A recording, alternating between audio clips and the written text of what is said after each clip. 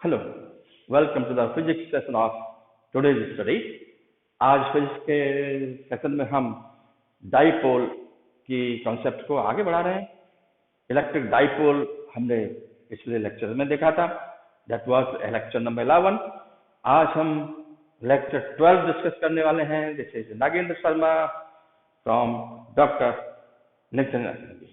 How students, electric dipole concept आपने पिछले lecture में पढ़ा।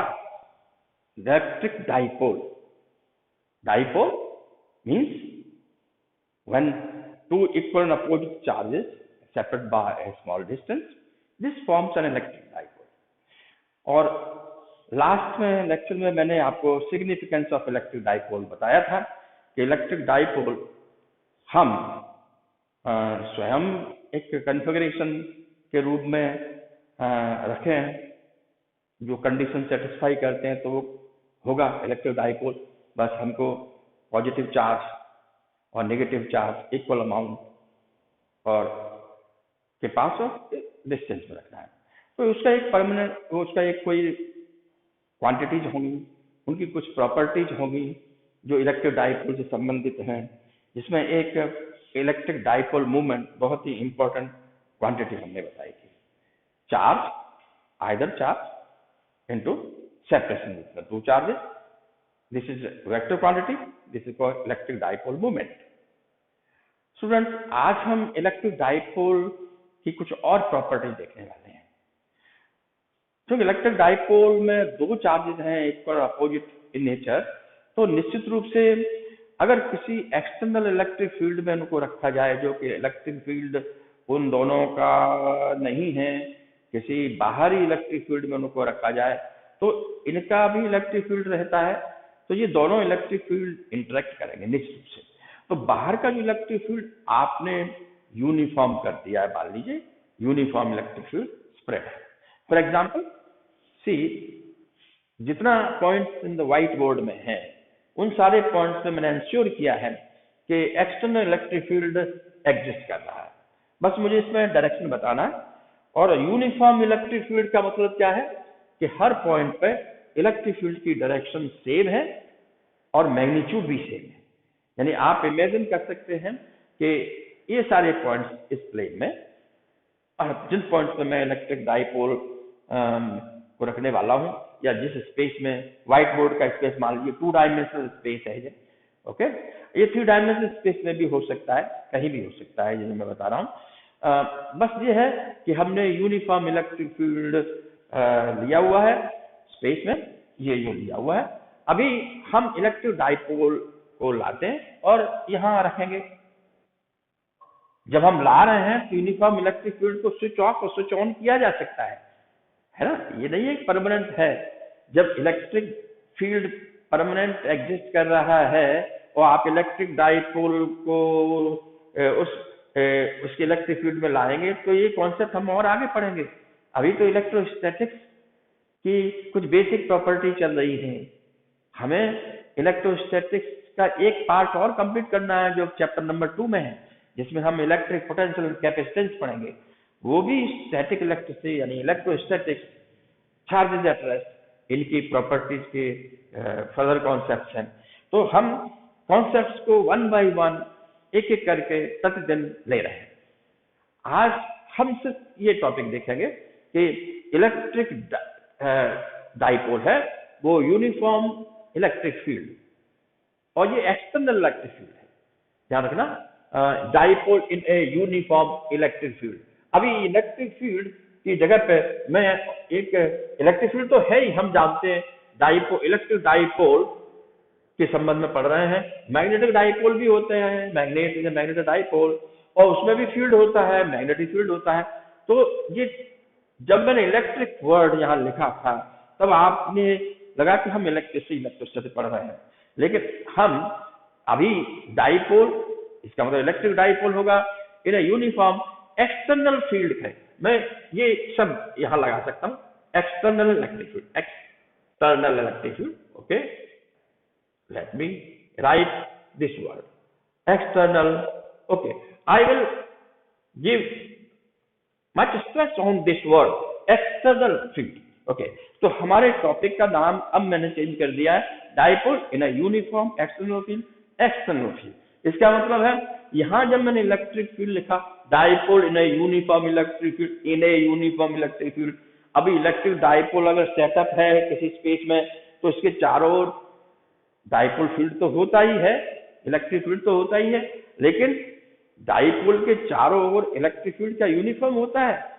हमने पिछले लेक्चर्स में देखा था कि एक्सियल पॉइंट पे इलेक्ट्रिक फील्ड की एक्सप्रेशन अलग है, जो दोनों चार्जेज की वजह से नेट इलेक्ट्रिक फील्ड बनता है, उसको हम डाइपोल फील्ड कह सकते हैं, और इलेक्ट्रिक फील्ड भी कह सकते हैं ड्यू टू डाइपोल। तो electric field due to dipole it varies with the distance. Of course dipole के दोनों चार्जेस फिक्स्ड है, कांस्टेंट है, उनका सेपरेशन भी फिक्स है, इसलिए जो वेरिएशन होगा वो अराउंड द डिस्टेंस होगा। कैसे वेरी करता है? 1/r³ के नेचर में वेरी करता है। सो फास्ट वेरिएशन, यानी वेरिएशन इन डिक्रीजिंग डायरेक्शन में ही होंगे। क्या मतलब? डाइपोल से हम दूर जाएंगे तो dipole field will be falling of so fast. So fast का मतलब है कि 1/r³ के इनवर्सली प्रोपोर्शनल, 1/r³ के प्रोपोर्शनल, यानी r³ के इनवर्सली प्रोपोर्शनल रहता है। तो इनवर्स स्क्वायर तो फोर्स वेरी करेगा, लेकिन डाइपोल फील्ड इनवर्स क्यूब के रूप में वेरी करता है ऑफ द डिस्टेंस। तो हम जानते हैं कि इनवर्स का मतलब ही है अब डिस्टेंस 3 टाइम्स कर दिया आपने, इंक्रीज कर दिया डिस्टेंस डाइपोल से 3 टाइम्स। तो 3 का क्यूब क्या होगा? 3, 9, 27 रह जाएगा, 127 डाइपोल फील्ड रह जाएगा। So fast it is decreasing when you away from it. तो ये प्रॉपर्टीज हम पढ़ ही रहे थे।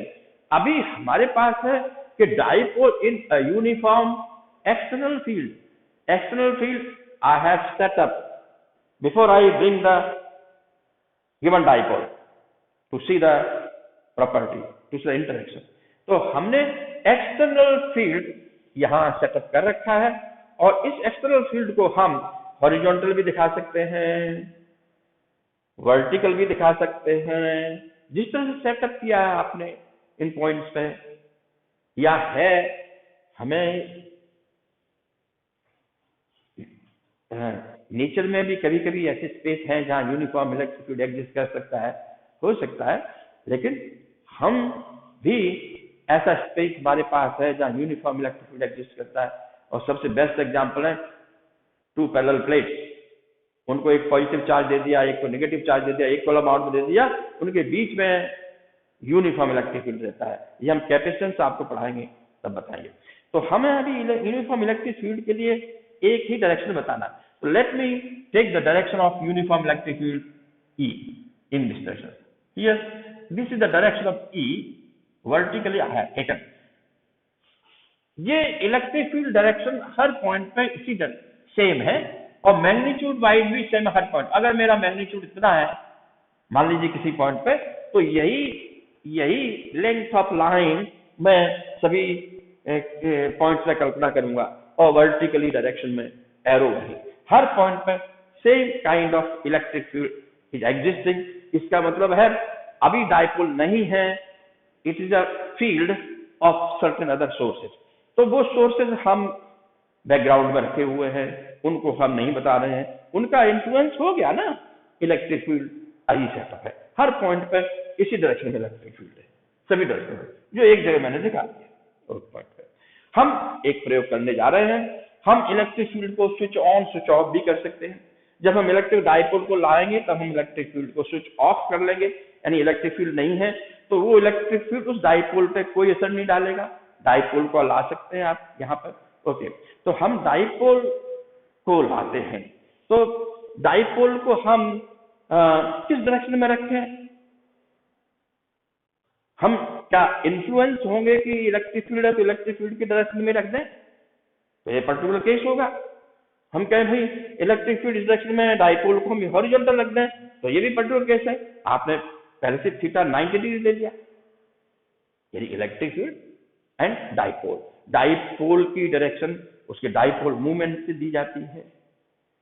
तो हॉरिजॉन्टल डाइपोल नहीं ले रहे हैं, वर्टिकल डाइपोल नहीं ले रहे हैं, कोई भी एंगल करते हुए ले सकते हैं आप। ये सारे केसेस को हम जरूर डिस्कस करेंगे, निश्चित रूप से करेंगे। हमारे पास सबसे पहले डाइपोल को लाना जरूरी है, डाइपोल किस डायरेक्शन में है। हम आप यहाँ ये भी देखेंगे कि अगर यूनिफॉर्म एक्सटर्नल फील्ड नहीं है और फील्ड एग्जिस्ट कर रहा है लेकिन यूनिफॉर्मिटी नहीं है, इलेक्ट्रिक फील्ड की डायरेक्शन अलग अलग है हर पॉइंट पर, मैग्नीट्यूड वाइज भी इलेक्ट्रिक फील्ड अलग है, तब उस इलेक्ट्रिक डाइपोल पे क्या असर होगा ये भी हम आज के लेक्चर में देखेंगे।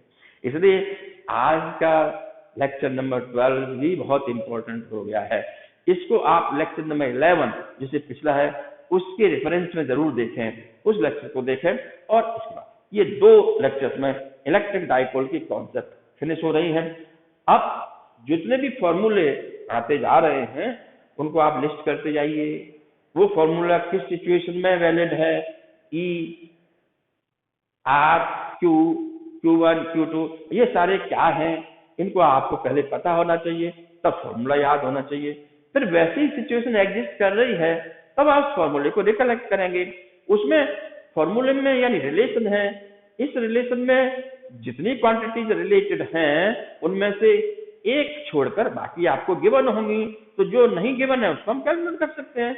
हम मैथमेटिक्स जानते हैं, बचपन से मैथमेटिक्स में बहुत होशियार है, अभी आपने फिजिक्स में यहाँ एडमिशन लिया है, आप फिजिक्स का लेक्चर देख रहे, इंटरेस्टेड है फिजिक्स में, जैसे मैथमेटिक्स आपका अच्छा होगा तो हम ये सारा काम करेंगे। तो ठीक है, हम देख सकते हैं कितना होगा। ओके, अभी देखिए हम ये तो केस अभी ले ही नहीं रहे हैं, इलेक्ट्रिक फील्ड इसी डायरेक्शन में होगा तो क्या होगा, है ना। इलेक्ट्रिक फील्ड की डायरेक्शन में ही इलेक्ट्रिक डाइपोल हो तो मैं वर्टिकली क्यों हॉरिजॉन्टली ले लेता हूँ, इलेक्ट्रिक फील्ड हॉरिजॉन्टल ले लूंगा और डाइपोल भी हॉरिजॉन्टल ले लूंगा, तो नेक्स्ट में डिस्कस कर लेंगे। ओके, हम ऐसा नहीं है कि हम पर्टिकुलर वर्टिकल या हॉरिजॉन्टल या कोई एंगल में इंटरेस्टेड है, हम किसी भी डायरेक्शन में इलेक्ट्रिक फील्ड ले सकते हैं जो कि एक्सटर्नल है, और हम डाइपोल किसी भी डायरेक्शन में रख सकते हैं और फिर इलेक्ट्रिक फील्ड को स्विच ऑन कर सके तो उस इलेक्ट्रिक फील्ड का डाइपोल पे क्या असर होगा, ये आज का विषय भी है। तो देखते हैं, तो हम आपको एक सिंपल केस ले सकते हैं पहले, फिर हम देख सकते हैं आगे। थीटा, अभी सिंपल केस क्या है कि क्यों नहीं हम इसको हॉरिजॉन्टल ले लें, ठीक है, हॉरिजॉन्टल ले सकते हैं। इलेक्ट्रिक डाइपोल ये एक चार्ज है -q और ये सेपरेट टू वे डिस्टेंस के बाद एक +q चार्ज है रखा हुआ है, तो -q +q चार्ज, ये 2 चार्ज रखे हुए हैं, वो इनके बीच में सेपरेशन कितना है 2a, बिल्कुल सही 2a सेपरेशन है, ये रहा 2a, हम यहां से यहां तक ऐसे दिखा सकते हैं 2a, ये रहा 2a। डाइपोल है, डाइपोल की डायरेक्शन क्या होगी, डाइपोल की डायरेक्शन निश्चित रूप से डाइपोल मूवमेंट से दिया जाएगा P, ओके, P ये रहा, -2 positive charge minus negative charge to positive charge the direction of dipole movement. Okay, electric field इस जगह पर डायरेक्शन यही होगी इलेक्ट्रिक फील्ड की, तो इलेक्ट्रिक फील्ड और move dipole movement direction θ90, again particular case. लेकिन चलिए देखते हैं क्या होता है, पहले 90 डिग्री वाला पर्टिकुलर केस देख सकते हैं क्या होता है, ठीक है, फिर आगे हम कोई भी एंगल से देख सकते हैं। अभी अब देखिए क्या होगा, हम डाइपोल मूवमेंट यहां डायरेक्शन हम दिखा दें इलेक्ट्रिक फील्ड की, इलेक्ट्रिक फील्ड इस डायरेक्शन में एक्ट कर रहा है, ठीक है, और डाइपोल हम यहां ऐसे दिखा दें मूवमेंट, यहां दिखा सकते हैं P, ओके, P ये रहा, ये आपके इलेक्ट्रिक फील्ड की डायरेक्शन है। हम इस समय एंगल 90 ले लिया, ठीक है, एंगल 90 डिग्री है, होने दीजिए, एंगल 90 है, होगा क्या, लेट अस सी। देखिए इलेक्ट्रिक फील्ड एस्टैब्लिश है और इलेक्ट्रिक डाइपोल के पास एक एंड पे प्लस क्यू चार्ज है, दूसरे एंड पे माइनस क्यू चार्ज है, 2 एंड के बीच में सेपरेशन है। तो हम इंडिविजुअल देखेंगे, प्लस क्यू क्या करेगा अगर इलेक्ट्रिक फील्ड में रखा, प्लस क्यू का फील्ड नहीं है ये electric field, charge plus Q किसी एक्सटर्नल इलेक्ट्रिक फील्ड ई में रखा जाए तो हमने फॉर्मूला लिस्ट किया था, क्या था, फोर्स कितना लगेगा, पॉजिटिव डायरेक्शन में लगेगा, और ये फोर्स हमेशा QE होता है, ये हमने पिछले लेक्चर में बताया हुआ है, QE। Okay, Q positive Q और E QE is the force experience by plus Q charge one place in electric field. Student जरूर ध्यान रखना, कोई भी पॉइंट चार्ज ही मैं अज्यूम कर रहा हूँ, स्मॉल इन साइज है ये, प्लस Q चार्ज हमेशा इलेक्ट्रिक फील्ड की डायरेक्शन में ही मूव करने की कोशिश करेगा। तो this plus Q charge is tending to move in the direction of electric field with what force, Q into E, Q this charge and E is the external field. This will try to move in this direction. अभी ध्यान रखना, plus Q charge isolated तो है नहीं, ये minus Q के साथ है, अलग से नहीं है, तो ये अपना हिसाब करे ये है। अगर ये अगर इधर को जाने की कोशिश है तो टर्निंग होगा, दैट विल टर्न डेफिनेटली, तो ये भी जाएगा तो माइनस Q पे भी असर होगा, निश्चित रूप से असर होगा, तो पूरा डाइपोल ही टर्न होगा।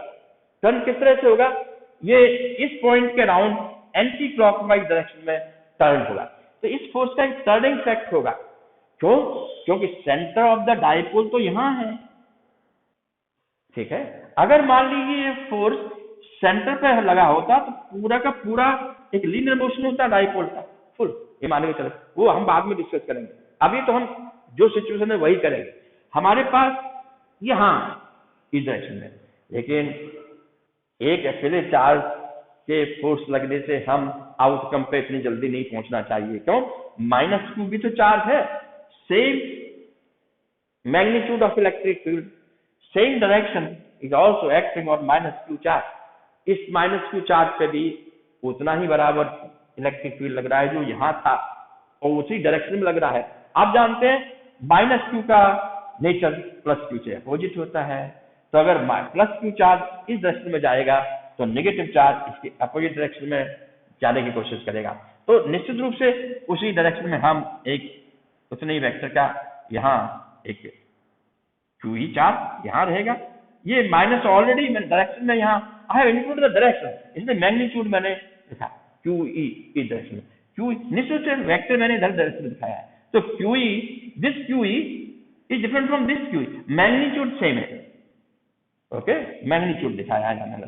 तो हम अगर यहाँ मैग्नीट्यूड दिखाएं तो ऐसे कर सकते हैं, यहाँ मैग्नीट्यूड दिखाएं तो ऐसे कर सकते हैं, डायरेक्शन वाइज, ओके। तो हमारे पास QE मैग्नीट्यूड का फोर्स इधर लगा और Q मैग्नीट्यूड का फोर्स इधर रखा, these two forces constitute a couple. Couple means this turning effect plus this its turning effect, दो का टर्निंग इफेक्ट एक साथ लगे उसको कपल कहते हैं, टर्निंग इफेक्ट, ओके। तो two forces equal and opposite nature है ना, will try to rotate it, so torque will be produced in this dipole. So how much torque will be there, okay, can है how much will be, तो इनके बीच में जो force लगेगा वो कितना होगा, आसानी से कैलकुलेट कर सकते हैं। बोले क्या होगा, इस force will be F torque निकाल सकते हैं, तो torque will be equal to how much, torque की डायरेक्शन हम बाद में निकालेंगे, torque equal to force into force arm, force into perpendicular distance between the forces,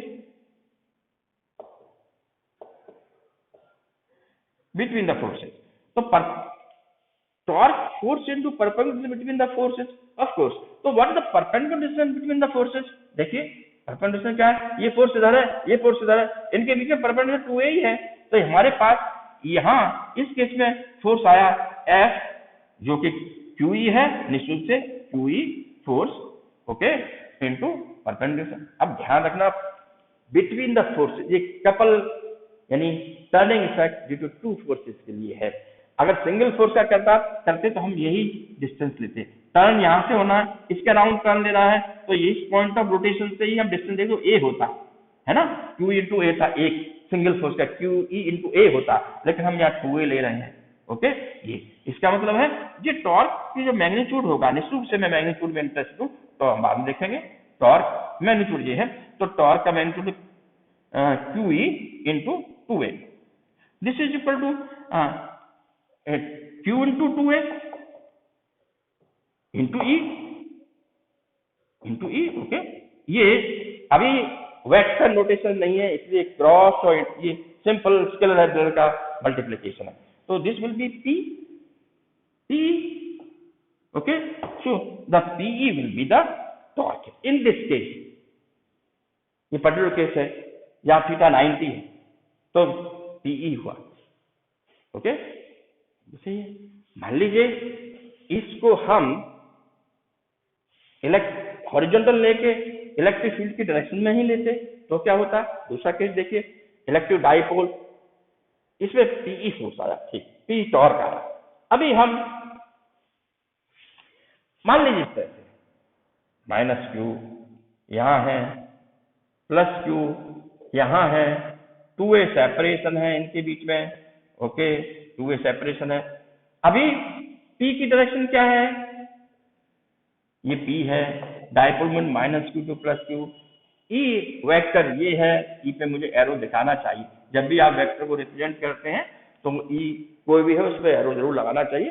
कभी कभी हम यहाँ जहाँ एरो होना चाहिए वहाँ आपके बताने के जब तक स्लिप हो जाता है, ध्यान देना, आप उसको करेक्ट कर सकते हैं।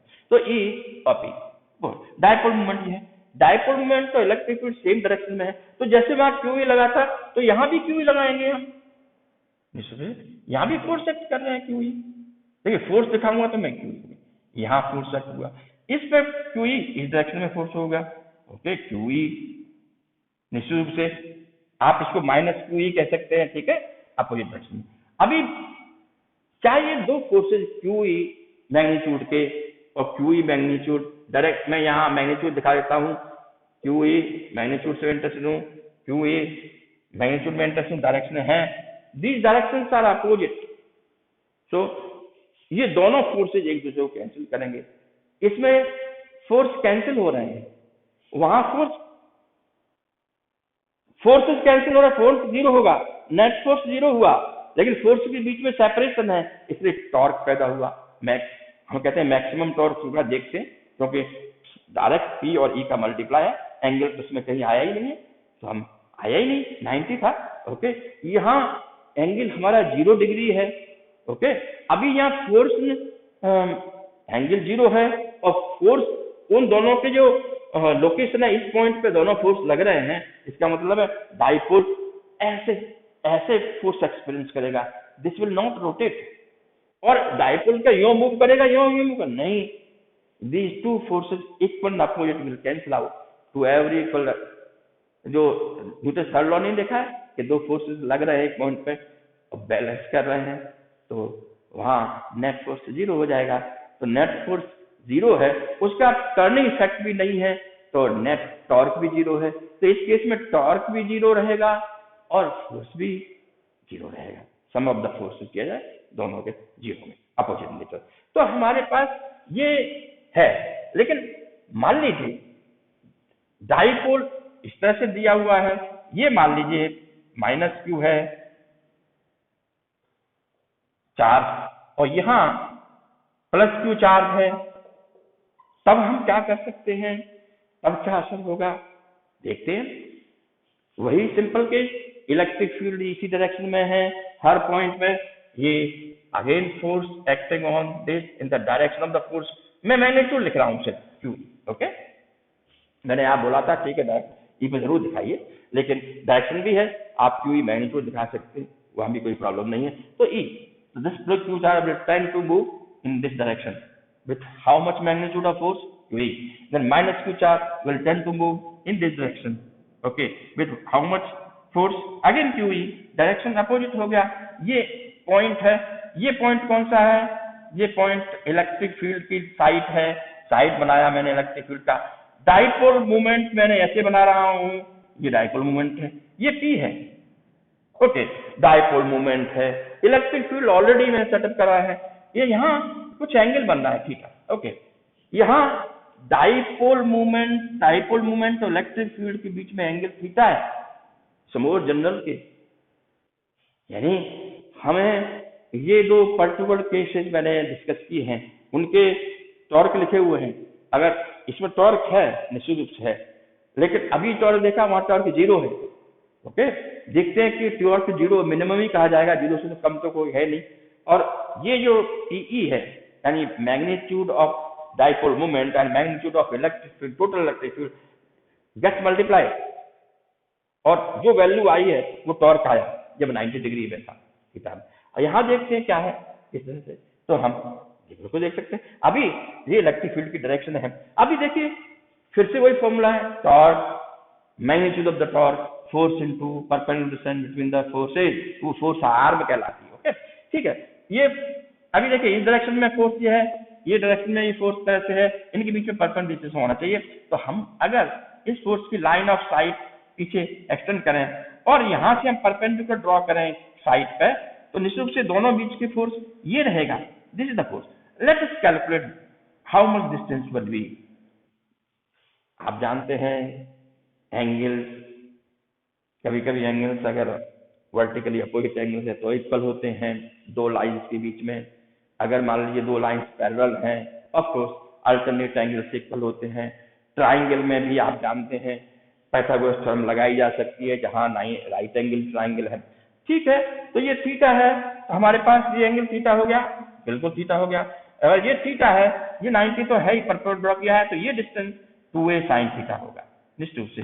यार ये तो इतनी ट्रिग्नोमेट्री तो आपने पढ़ी है, 2a sin थीटा, ये 2a cos थीटा होगा। थीटा जिस, देखिए हाइपोटेन्यूज हो गया, ये हाइपोटेन्यूज जिस का एंगल जिस लाइन के जिस डिस्टेंस के साथ में है या जिस लाइन से है वो बेस कहलाता है, और उसके सामने का साइड परपेंडिकुलर कहलाता है।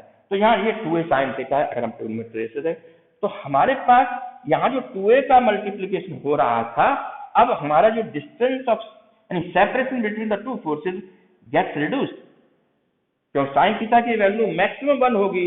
अब यहाँ दिख रहा है, यहाँ साइन थीटा इक्वल टू 90 है, साइन 91, इसलिए वहां मैक्सिमम टॉर्क है। इसलिए मैं यहाँ कह सकता हूँ this is the maximum torque. So maximum torque की एक्सप्रेशन ये है, और मिनिमम टॉर्क तो आपको मालूम है टॉर्क है ही नहीं, तो 0 ही होता है मैक्सिमम टॉर्क का, बाकी टॉर्क ही है। अभी देखिए जैसे जैसे ये 2a sin थीटा, तो हम एक्सप्रेशन निकाल सकते हैं इलेक्ट्रिक फील्ड की डायरेक्शन। मैं यहां लिख सकता हूं, ओके ये इलेक्ट्रिक फील्ड है, मान लीजिए P और E के बीच में थीटा है।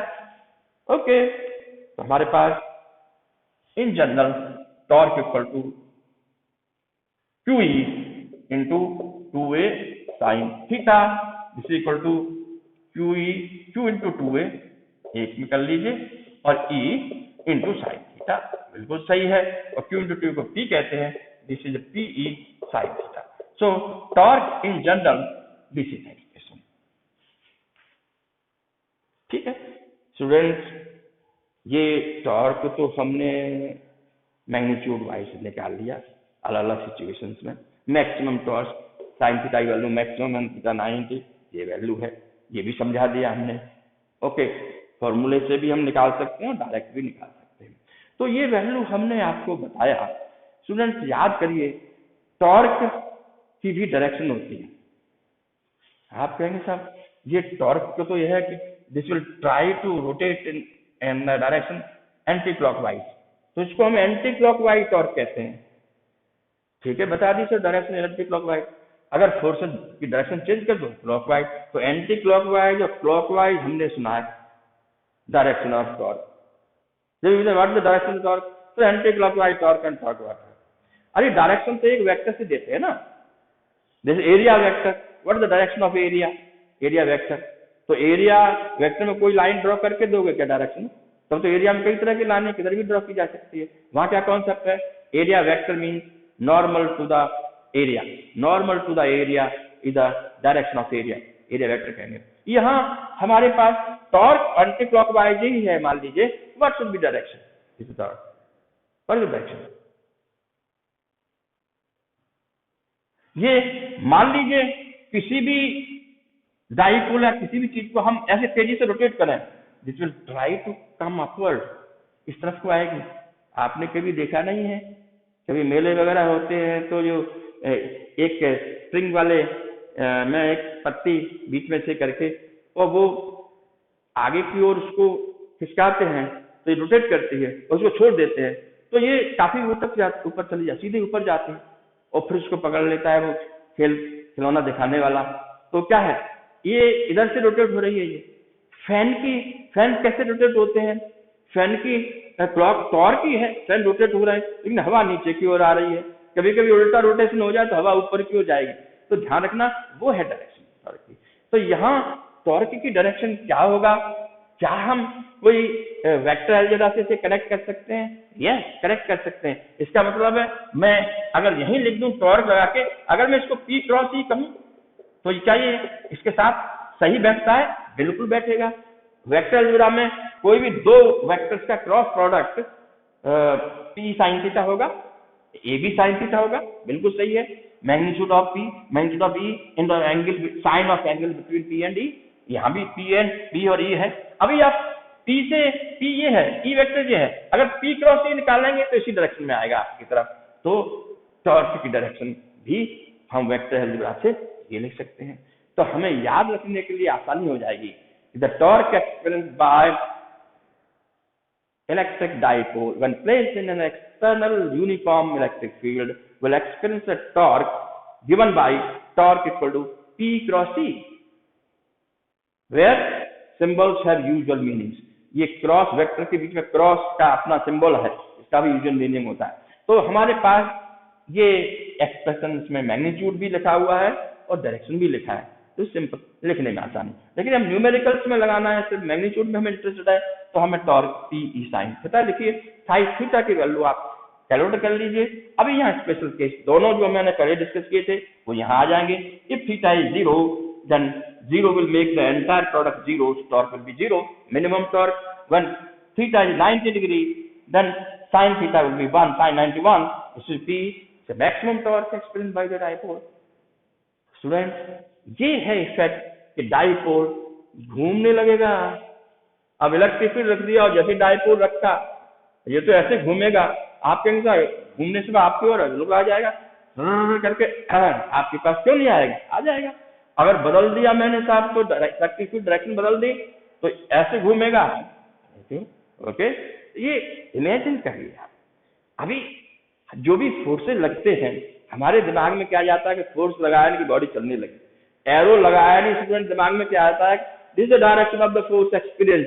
फोर्स एक्सपीरियंस है, अभी फोर्स इतना अधिक होगा उसको वहां से चला देगा तो उसका एग्जीक्यूशन मिल जाएगा हमको। एग्जीक्यूशन ऑफ द फोर्स एप्लीक है, फोर्स अप्लाई तो हो ही रहा है, बट लेकिन वो आप मोशन में देखना चाहते हैं, विजुअलाइज करना चाहते हैं कि चलना चले। अगर वो नहीं चले तो क्या फोर्स गायब होगा? फोर्स नहीं लगेगा, लगेगा, फोर्स तब भी रहता है। इसलिए हम नेचर में फोर्सेज एक्सपीरियंस करते हैं, चाहे हम रेस्ट में हो चाहे हम मोशन में हो। फोर्स एक्सपीरियंस तो डायरेक्शन और मैग्नीट्यूड जरूर रहना है। ये फोर्स इतना अधिक हो जाता है कि वो बॉडी को अपनी लोकेशन से हटा दे, इतना सक्षम हो तो बॉडी कोई न कोई फिनोमेना करेगी, उस फिनोमेना को हम देख सकते हैं। स्टूडेंट्स, अब हम आते हैं कि क्या होगा जब इलेक्ट्रिक फील्ड नॉन यूनिफॉर्म हो, यानी dipole in non uniform external field, uniform नहीं है। टॉपिक लिखा रहने दीजिए, हम इसी टॉपिक के तहत डिस्कस कर रहे हैं, तो हम इसको रद्द कर देते हैं और आप ये इंपॉर्टेंट फॉर्मूले को जरूर याद रखें। Torque experience by electric dipole when placed in uniform external field E is P cross E, P vector cross E vector.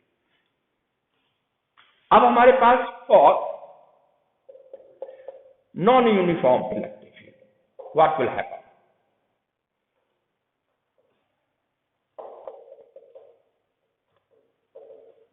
Late us see, हम ये सेकंड पार्ट उसका डिस्कस कर रहे हैं।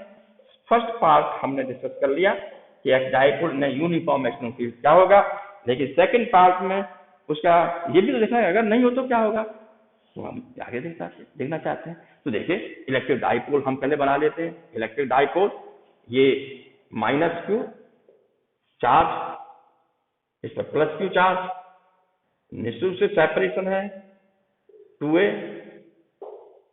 ओके, डाइपोल मूवमेंट किधर होगा, डाइपोल मूवमेंट हम ऐसे दिखाएंगे, ये p हो गया। डाइपोल मूवमेंट को थोड़ा और मैं इस तरह से दिखा सकता हूँ, dipole movement p। Okay, minus Q two plus Q dipole movement हो गया, डायरेक्शन भी है, और इसका magnitude p q into 2a है। Either of the charge magnitude q into 2a dipole movement. Okay, electric field, let me calculate electric field. Electric field is this E. Electric field direction में ही है सब जगह, लेकिन non uniform है। तो non uniform में एक तो ऐसा नॉन यूनिफॉर्म होता है जहां आप प्रेडिक्ट नहीं कर सके कि हर पॉइंट पर इलेक्ट्रिक फील्ड की डायरेक्शन अलग, लेकिन नॉन यूनिफॉर्म एक वो कैटेगरी भी तो है जहां हम ये अज्यूम कर रहे हैं कि आइदर इट इज इंक्रीजिंग, एक डायरेक्शन में इंक्रीजिंग है या एक डायरेक्शन में डिक्रीजिंग है। ओके, तो मैंने मान लिया यूनिफॉर्म का मतलब है, मान लीजिए increasing in this direction, increasing in this direction electric field है, तब क्या होगा, लेट अस ऑब्जर्व। अब बिल्कुल आप ही बताइए क्या होगा। जैसे माइनस क्यू किधर ई की डायरेक्शन में एक्सपेंस फोर्स करेगा, ई की लाइन में, लेकिन अपोजिट में जाएगा। इसका मतलब है यहां फोर्स QE ये होगा, डायरेक्शन बता दिया, चार्ज यहां से इधर एक्सपेंस करेगा निश्चित रूप से, और लगेगा तो डाइपोल पे फोर्स ना, ये दोनों एक तरह से बाउंड है इसको। तो ये इधर को dipole tending to move in this direction, entire dipole इसकी वजह से। लेकिन ये क्या होगा, इस पर मैंने ज्यादा दिखा दिया QE। अब बताइए यहां मैंने लाइन का जो मैग्नीट्यूड है वो ज्यादा लिया, यहां कम लिया, क्यों, plus it is tending to move in this direction. अभी ये इंक्रीजिंग फील्ड का मतलब क्या है, लेफ्ट टू राइट, यानी यहां इलेक्ट्रिक फील्ड जो एक्सटर्नल है उसका मैग्नीट्यूड कम है, तो ये कम फोर्स रहेगा। यहां जैसे जैसे इंक्रीजिंग इन दिस डायरेक्शन में, तो इंक्रीजिंग का मतलब ये है कि यहाँ कम होगा, फिर बढ़ रहा है, बढ़ता हुआ यहाँ ज्यादा मैग्नीट्यूड होगा इलेक्ट्रिक फील्ड का। इसका मतलब ई कंपोनेंट यहाँ ज्यादा है, तो QE will be the larger force. अब ये दोनों फोर्स एक ही लाइन में एक्ट कर रहे हैं, opposite in nature but equal नहीं है, तो इन दोनों का नेट फोर्स किधर होगा, then net force will be in this direction, this is the net force. So net electric field will be net force in this direction. Okay, net force इधर होगा, dipole का नेट फोर्स इधर लगेगा, बिल्कुल electric field की direction में जाएगा, कोई पॉजिटिव वाला ज्यादा है, नेट फोर्स इधर लगेगा। डिफरेंस क्या होगा, ये Q, अभी ध्यान रखना E, यहाँ E है तो यहाँ हम E डैश कर सकते हैं, इंक्रीजिंग का मतलब ये है E डैश, तो निश्चित रूप से अलग अलग होगा। इलेक्ट्रिक फील्ड यहाँ ज्यादा है तो E से डिनोट कर दिया, यहाँ इलेक्ट्रिक फील्ड की वैल्यू कम है, E डैश है, तो it is changing from E dash to E है। मैंने तो E वेक्टर दिखाया है, यहाँ पे इलेक्ट्रिक फील्ड की वेक्टर लाइन है जो कि इंक्रीजिंग है, तो मैं यहाँ ये कह सकता हूँ increasing E। Okay, E increasing हो रहा है फ्रॉम लेफ्ट टू राइट, इसको मान सकते हैं। यहाँ भी लिख सकता हूँ E मीन्स इंक्रीजिंग है uniformly, then this will happen। अभी दूसरा केस दे सकते हैं, अगर डाइपोल को बदल रहे हैं वो इंक्रीज है, यानी अगर मान लीजिए पॉजिटिव क्यू चार्ज यहाँ है, ओके, और माइनस क्यू चार्ज यहाँ है, डाइपोल मूवमेंट यहाँ है, तो डाइपोल मूवमेंट यहाँ किधर होगा, डाइपोल मूवमेंट की डायरेक्शन ये होगी, ये हो गया P माइनस Q2, ये P की डायरेक्शन है, minus Q2 plus Q। Okay, dipole movement direction में। अभी यहाँ ऐसा इलेक्ट्रिक फील्ड सेटअप है जो लेफ्ट से राइट की ओर इंक्रीज हो रहा है, तो हम यहाँ पे फोर्स किधर लगेगा, इस डायरेक्शन में कम इलेक्ट्रिक फील्ड है तो क्यू ई डैश होगा कम,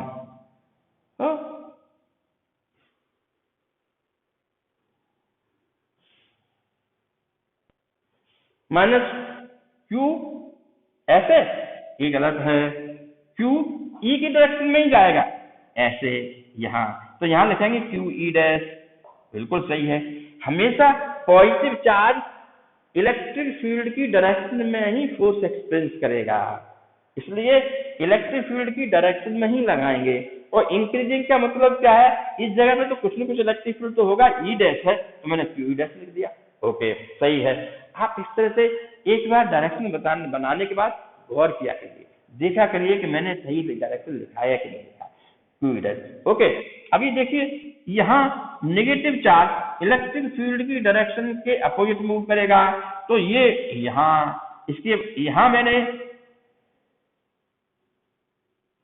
ये लगाया क्यू ई, ध्यान रखना, ये आप देख रहे हैं इस पॉइंट पे, देखिए पॉइंट अलग अलग हैं लेकिन जो कुछ भी इफेक्ट है दोनों फोर्स का इफेक्ट डाइपोल पर रहेगा। डाइपोल का एक अगर मूव करता है तो डाइपोल साथ में मूव करेगा, पॉजिटिव किधर मूव करता है ये भी करेगा, इसका मिला जुला असर। तो नेट फोर्स किधर लगेगा, तो नेट फोर्स इस डायरेक्शन में लगेगा, यानी हमारे पास नेट फोर्स किधर, नॉट फोर्स, ओके। तो यहाँ नेट फोर्स इस डायरेक्शन में आपने महसूस किया, यहाँ नेट फोर्स इस डायरेक्शन में हुआ, यानी डाइप इंक्रीजिंग फील्ड सेटअप है इस व्हाइट बोर्ड पर, इंक्रीज डायरेक्शन है, यानी इस पॉइंट से लेके उस पॉइंट तक इलेक्ट्रिक फील्ड बढ़ रहा है, यानी लेफ्ट टू राइट इंक्रीजिंग है। ये फील्ड को मैंने नहीं चेंज किया है, मैंने डाइपोल चेंज कर दिया है। तो क्या नेट फोर्स जीरो आया दोनों केसेस में? नहीं है। ये नेट फोर्स जीरो तभी होगा जब दोनों ये फोर्स के मैग्नीट्यूड बराबर हैं, वो यूनिफॉर्म इलेक्ट्रिक फील्ड में ही हो सकता है। यानी यूनिफॉर्म एक्सटर्नल फील्ड, इस यूनिफॉर्म शब्द की बड़ी महत्ता है, बड़ी इंपॉर्टेंस है, क्योंकि ये जो वेक्टर्स लगाए जाएंगे बराबर मैग्नीट्यूड के लगाए जाएंगे जो कि नेट फोर्स को जीरो कर देते हैं। लेकिन यही जो फोर्सेज के बीच में सेपरेशन हो, जैसा भी देखा, तो वे टॉर्क को पैदा कर देते हैं, घुमा देते हैं, टर्न कर देते हैं, यानी डाइपोल टर्न करने लगेगा एक्सटर्नल इलेक्ट्रिक फील्ड में, ओके।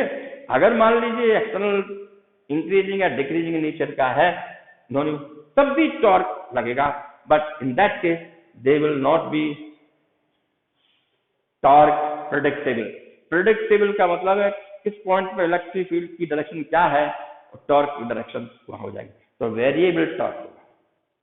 तो स्टूडेंट, आज हमने फोर्सेस इलेक्ट्रिक फील्ड के अंदर किसी इलेक्ट्रिक डाइपोल को रखते हैं तो फोर्सेस लगते हैं दोनों पर, और वो फोर्सेस इलेक्ट्रिक डाइपोल पे इफेक्ट लगाएंगे। और फोर्सेस किस तरह से हम ऐड करना चाहिए, क्या इफेक्ट है, ये तो क्लास 11 में हमने न्यूटोनियन मैकेनिक्स में पढ़ा है। बस अब हमने वो चार्जेस पर लगाया है, वो इलेक्ट्रिकल फोर्सेज हो गए, नेचर वही, उनका जो कैलकुलेशन है फोर्स की वही है। तो ये आज हम इतना ही पढ़ेंगे, और मैं समझता हूँ इलेक्ट्रिक डाइपोल पिछले लेक्चर और इस लेक्चर में आपका इलेक्ट्रिक डाइपोल बिल्कुल तैयार हो गया होगा। अब आप कॉन्सेप्ट क्लियर हो गई होंगी और आप न्यूमेरिकल इनका करना शुरू कर दीजिए। जो भी न्यूमेरिकल आप मेरे साथ साथ चलिए, एनसीईआरटी बुक के न्यूमेरिकल पहले फिनिश कर लिए, जो बीच में एग्जाम्पल्स हैं उनको फिनिश कर लीजिए। इसके बाद 1 या 2 लेक्चर में बहुत ही स्पेशल काइंड ऑफ न्यूमेरिकल पूरा इलेक्ट्रोस्टैटिक्स पार्ट 1 इस चैप्टर नंबर 1 से यहाँ कराऊंगा, आपके लाऊंगा। Keep watching the videos from Dr. Nitin's Academy. This is Nagendra again, finishing at this point of lecture number 12. Thank you.